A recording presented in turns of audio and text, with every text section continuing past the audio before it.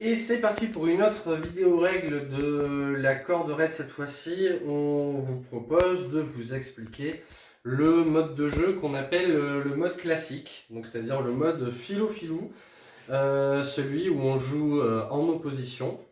Le but du jeu étant de marquer des points. Alors vous trouverez à la fin du livret de règles un exemple de grille de score que vous pouvez imprimer, plastifier pour compter les points. Ça marche très bien sur une feuille libre ou sur une ardoise si vous voulez la jouer renouvelable. Alors, comme dans tous les modes de jeu, voici l'installation qu'on préconise avec toutes les thématiques qui sont mises au centre de la table et triées par niveau d'accessibilité de 0 étoile jusqu'à 3 étoiles. On attribue la carte funambule à la première personne qui va jouer pendant la partie. Donc là, on a scénarisé un petit peu pour vous montrer. C'est comme si on jouait à 4 joueurs et joueuses. Voilà, on a les cartes choix qui ont été réparties pour que les 4 personnes aient leur carte choix.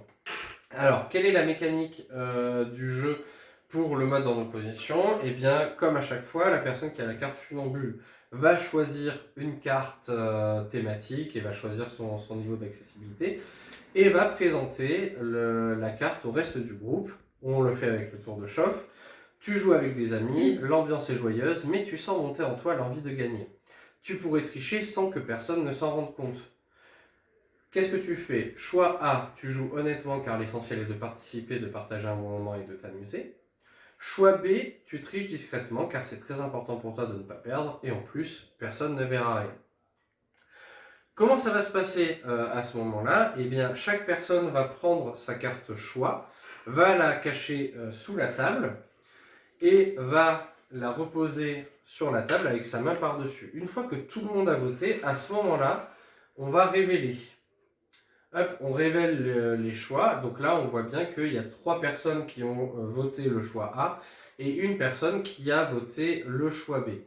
Va s'en suivre un tour d'argumentation, d'explication. En commençant par la personne qui a la carte funambule, chaque personne va expliquer pourquoi elle a voté le choix A ou le choix B. Une fois que ce tour d'argumentation est terminé, on va procéder alors à un second vote. Pour ce second vote, on peut garder le même vote ou le changer. C'est le moment justement où on passe du mode philo au mode filou, puisque ce second vote, il n'est pas forcément sur nos valeurs, il peut être très stratégique pour essayer de marquer des points. Comment ça va se passer? Eh bien, chaque personne va récupérer à nouveau ses cartes vote, va les cacher sous la table et va venir revoter comme la fois d'avant. Hop, et puis quand tout le monde a voté, on révèle. Qu'est-ce qui se passe dans ce cas de figure? Eh bien moi, en tant que funambule de ce côté-là, si j'ai avec moi la majorité du groupe, je marque 2 points. Ce qui est le cas ici, puisqu'il y a 2 autres personnes qui ont voté comme moi.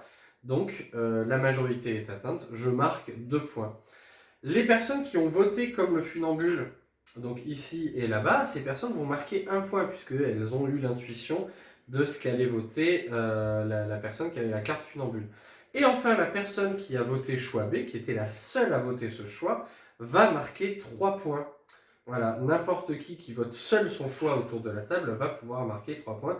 C'est intéressant, ça permet de se démarquer et de marquer un max de points, mais c'est pas facile puisque tout le monde va essayer d'aller chercher justement ces 3 points. Qu'est-ce qui aurait pu se passer comme cas de figure? Eh bien, par exemple, ici, on aurait pu avoir quelqu'un qui vote B. Et dans ce cas de figure-là, eh bien, le funambule n'a pas la majorité. Il y a une personne qui a voté comme le funambule, cette personne va marquer 1 point. Et les 2 autres qui ne sont ni seuls dans leur choix, ni ont voté comme le funambule, ne marquent pas de point. Donc dans ce cas de figure, il n'y a que cette personne-là qui marque un point. On peut avoir aussi ce cas de figure où c'est le funambule ou la funambule qui a voté seul son choix. Et dans ce cas-là, le funambule marque 3 points. Et les autres ne marquent malheureusement aucun point.